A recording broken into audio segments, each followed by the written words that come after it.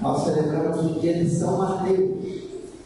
Mateus era aquele cobrador de impostos e foi chamado por Jesus. E ele imediatamente deixou a coletoria de impostos e passou a seguir Jesus. Se tornou apóstolo e evangelista. Esse imediatamente quer dizer que Mateus não estava satisfeito com aquela situação na qual ele estava inserido. Faltava algo em sua vida. Era um homem certamente inquieto e estava buscando algo. E quando Jesus passou, ele não teve dúvida. Era o que ele estava esperando. Por isso, uma conversão imediata, mas que é fruto de toda uma busca. Mesmo na coletoria de impostos, mesmo numa profissão muito boa, ele não estava satisfeito. Faltava algo só. Então a conversão de Mateus, o chamado de Mateus, que nós celebramos ontem. Ontem é o dia da árvore, nós somos administradores também da natureza, da ecologia. O bom Deus confiou tudo a nós e nós precisamos cuidar da natureza, para que a vida aconteça.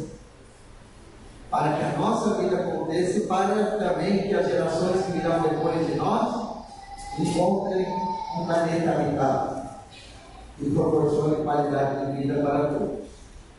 E hoje iniciamos a primavera, daqui a pouco, né? A terra refrescou um pouquinho, ontem fez muito calor, o vento que anunciou a chegada da primavera.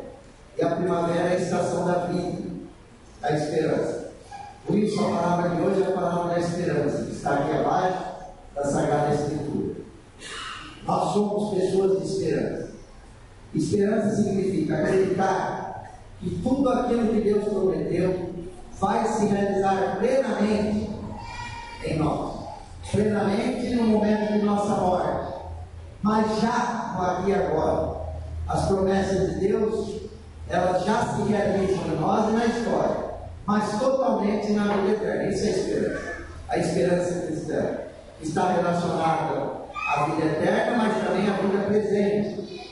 Hoje estamos celebrando o 7º dia do Senhor João Pereira, e a família me dizia na última sexta-feira: uma morte muito rápida, inesperada, é muito mais difícil de ser assimilada. Mas me dizia uma das filhas: é só com o olhar da fé que a gente entende e supera. Entende e supera. Como o olhar da fé nos mantém sempre nessa atitude de esperança. Sem a fé a gente se perde. Fica tudo muito mais difícil. Então, vejam, nós estamos celebrando não a morte do Senhor, irmão, mas a vida. Essa é a esperança. Essa é a esperança nossa, de que aquilo que Jesus prometeu vai se realizar. E que tudo aquilo que aconteceu com Jesus vai acontecer conosco. Ou seja, a passagem da morte para a vida. E a primavera é justamente isso. O inverno que representa a morte, e agora a vida que começa a renascer. A teimosia da vida, a certeza de que a vida vence a morte. Essa é a nossa fé. Depois vejam, queridos irmãos e irmãs, as leituras de hoje. Estamos ainda no mês de setembro, no mês da Bíblia, e a palavra de Deus é lâmpada para os nossos pés, luz para o nosso caminho. Mas eu começarei pela segunda leitura, que é muito interessante. Eu não vou pedir para ninguém levantar o braço, mas quem aqui reza pelos governantes e por aqueles que têm poder de decisão, não precisa levantar o braço. Muitas vezes nós criticamos, mas não rezamos também. É lógico que nós temos a obrigação de cobrar, de criticar, de acompanhar, de exigir. Isso tudo é cidadania. Mas dentro da cidadania e da vida cristã está presente a obrigação de rezar por aqueles que têm poder de decisão. Façam isso. Eu faço. Ah, mas eu não votei nessa pessoa, não importa. Agora o que está em jogo é bem comum. Não é mais a sua convicção, a sua ideia. É bem comum.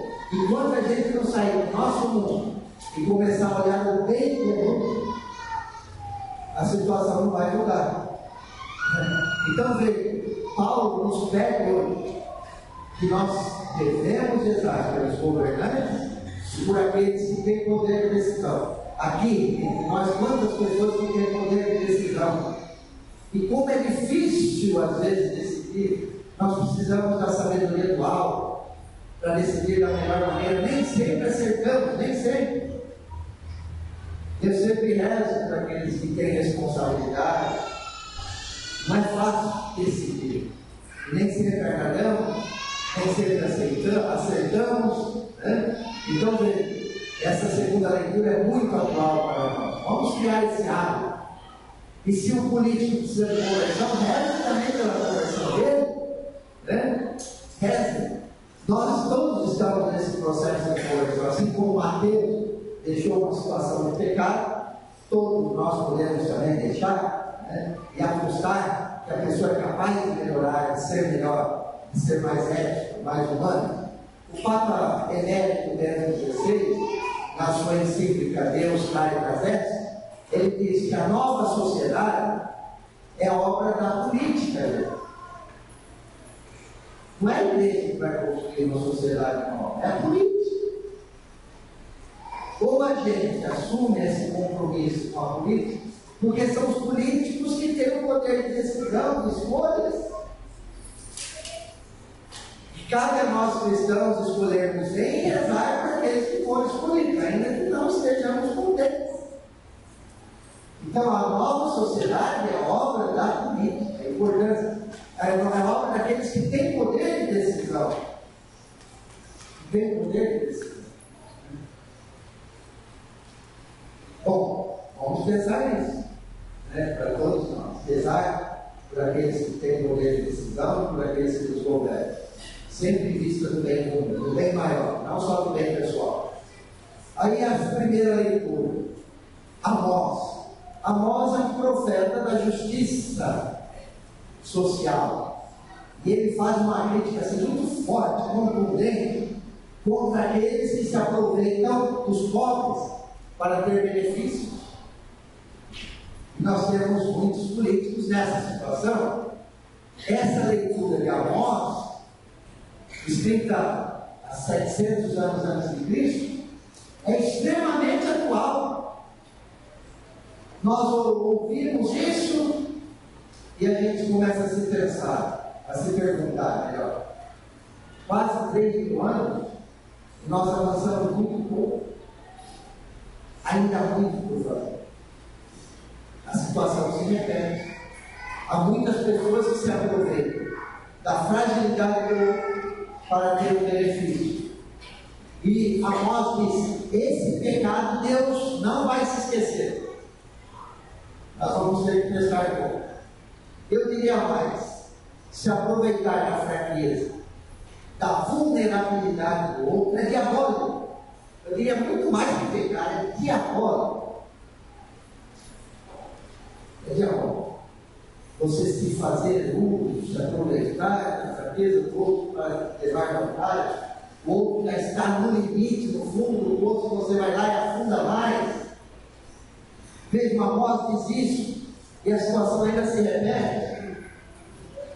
Então nós temos ainda um longo percurso a fazer. Depois dele, o Evangelho, esse administrador infiel, desonesto, tudo foi confiado a nós. Nem sempre sabemos administrar bem a nossa vida, os nossos dons, os nossos talentos, a natureza. Tudo foi confiado a nós por Deus. E Deus quer que administremos bem, com honestidade, com ética. Esse administrador do Evangelho teve uma vida tranquila, sempre foi beneficiado, certamente, sempre praticou a desonestidade. E quando o patrão descobriu, ele podia ter tomado consciência: errei e vou recomeçar aqui. Nada, continuou na sua prática, fez caridade com o dinheiro que não era dele, chamou lá os devedores: olha, coloca 80, coloca 50 para depois receber algum benefício. E ele ainda disse: olha, trabalhar não chega lá, e de ajuda também não vou. Quer dizer, é uma pessoa que sempre teve uma vida boa, não sei que levou vantagem a partir daquela desonestidade. Podia ter tomado consciência, podia ter mudado, e continuou esperto mesmo depois que o patrão descobriu. Mesmo depois que o patrão descobriu, ele continuou na sua esperteza. Né? E aí Jesus disse: os filhos das trevas são mais espertos que os filhos da luz. Foi o que Jesus disse. Os filhos das trevas são mais ágeis que os filhos da luz. Gente, o mal, ele é organizado. O mal é organizado. Agora, o bem é organizado. Nós sabemos que o mal é organizado. Os filhos das trevas sabem articular, utilizam meios não éticos para chegar a objetivos. E aqui nós sabemos que os fins não justificam os meios. Os fins são justificados pelos meios. Se os meios não forem honestos e éticos, o fim não será honesto e ético. Mas há muita pessoa e há grupos que se organizam para praticar o mal. Agora Jesus está chamando nossa atenção em nós, que nos consideramos filhos da luz, que somos pessoas de fé. Será que nós sabemos nos organizar também para que o bem prevaleça?